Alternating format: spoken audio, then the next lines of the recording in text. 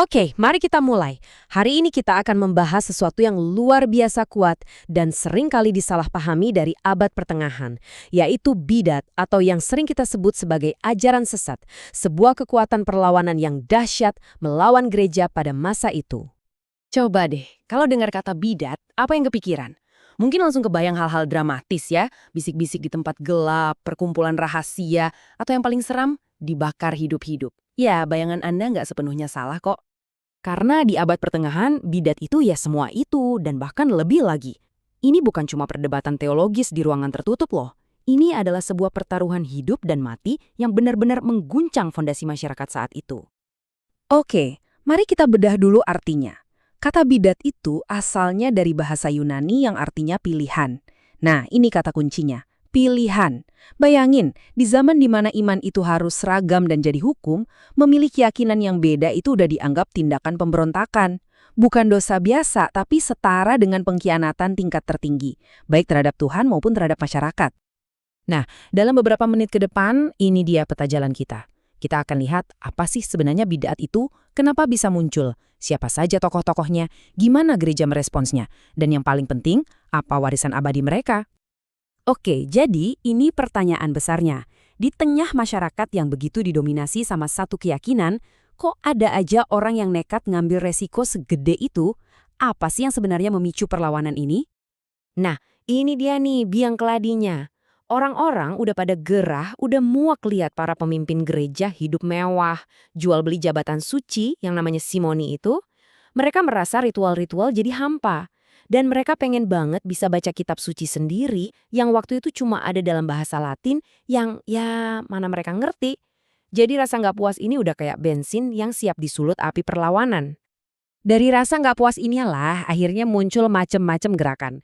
Dan mereka ini nggak sama semua loh, keyakinan mereka tuh beda-beda banget. Yuk kita kenalan sama dua kelompok yang paling gede pengaruhnya. Yang pertama, ada kaum Qatar. Mereka ini kuat banget di Eropa Selatan. Dan pandangan mereka soal dunia, wah ini radikal banget. Jadi, inti dari kepercayaan mereka itu adalah dualisme yang ekstrem banget. Buat kaum Qatar, semua yang kelihatan, yang fisik, tubuh kita, dunia ini, itu jahat. Itu jebakan buatan Tuhan yang jahat. Keselamatan buat mereka artinya ya, lepas dari penjara fisik ini. Ini kan jelas penolakan total terhadap teologi Katolik yang menganggap ciptaan itu baik karena berasal dari Tuhan. Oke, selanjutnya kaum Waldensian. Nah, kalau kaum Qatar tadi nolak dunia, kaum Waldensian ini kebalikannya. Mereka justru pengen memperbaiki kehidupan di dunia ini dengan kembali ke ajaran Injil yang paling murni. Gerakan ini dimulai sama Valdes, seorang pedagang kaya dari Lyon yang nyerahin semua hartanya. Fokus utama mereka, hidup miskin dan sederhana kayak para rasul. Dan yang paling penting, bikin kitab suci bisa dibaca semua orang. Mereka menerjemahkan dan berkhotbah pakai bahasa sehari-hari. Wah, ini tindakan yang bahaya banget waktu itu, karena dianggap nantang monopoli para pendeta dalam menafsirkan kitab suci. Nah, tabel ini ngejelasin perbedaannya dengan gampang banget. Simpelnya gini, kaum Qatar pengen kabur dari dunia, sementara kaum Waldensian pengen memperbaikinya. Satu ngelihat materi itu jahat, yang satu lagi ngelihatnya sebagai ciptaan Tuhan yang harus dijalani dengan sederhana. Beda banget kan pendekatannya? Tapi buat gereja, dua-duanya sama-sama ancaman mematikan. Gereja jelas nggak tinggal diam ngelihat semua tantangan ini. Respons mereka tuh bertahap. Dari yang awalnya coba ngajak baik-baik, sampai akhirnya pakai kekerasan yang terorganisir. Coba kita lihat gimana prosesnya. Awalnya, gereja ngajak debat. Gagal. Terus mereka coba pakai persuasi lewat khotbah dan tulisan.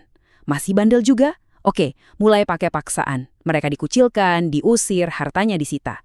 Tapi pas perlawanan masih terus jalan, responsnya jadi makin brutal. Puncaknya, api. Dibakar hidup-hidup sebagai alat pemusnahan. Ini bukan kebrutalan acak ya, tapi eskalasi yang disengaja dan sistematis. Kisah ini nunjukin betapa personal dan brutalnya konflik ini. Ini bukan cuma kebijakan dingin dari sebuah institusi, tapi ada emosi yang membara di dalamnya.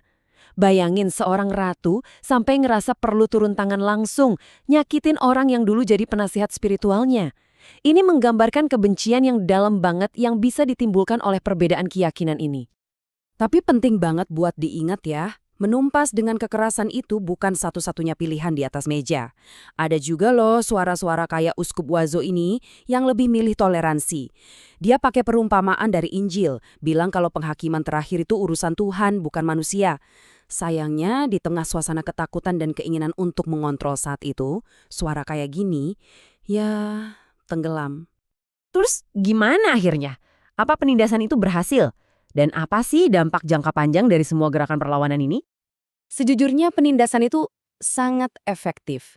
Kaum Qatar dengan teologi mereka yang rumit itu habis dibantai dalam perang salib Albigensian. Gerakan lain kayak Lollards di Inggris juga berhasil ditekan sampai mereka harus sembunyi-sembunyi.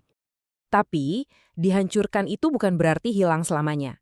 Kelompok-kelompok seperti Lollard dan Waldensian ini jadi jago banget bertahan hidup. Mereka bikin jaringan rahasia, nyalin tulisan-tulisan mereka di buku-buku kecil yang gampang disembunyiin, dan nurunin keyakinan mereka dari generasi ke generasi. Apinya mungkin kecil, tapi nggak pernah padam, cuma jadi bara di bawah tanah. Dan inilah warisan mereka yang paling penting. Ide-ide yang dulu mereka perjuangan sampai rela mati, bahwa semua orang harus bisa baca Alkitab pakai bahasanya sendiri, bahwa gereja sejati itu bukan soal kekayaan dan kekuasaan, dan bahwa iman pribadi itu jauh lebih penting dari ritual, ide-ide ini nggak pernah benar-benar hilang. Bara api yang mereka jaga selama ratusan tahun itu pada akhirnya menyulut api yang jauh lebih besar, reformasi Protestan. Pertanyaan-pertanyaan yang dulu dilontarkan para pembidat abad pertengahan ini nantinya bakal diteriakan lagi dengan jauh lebih kencang oleh orang-orang seperti Martin Luther dan John Calvin. Jadi, alih-alih jadi akhir cerita, perlawanan mereka ini mungkin lebih pas kalau kita lihat sebagai prolog. Prolog dari sebuah revolusi yang bakal mengubah wajah dunia barat selamanya.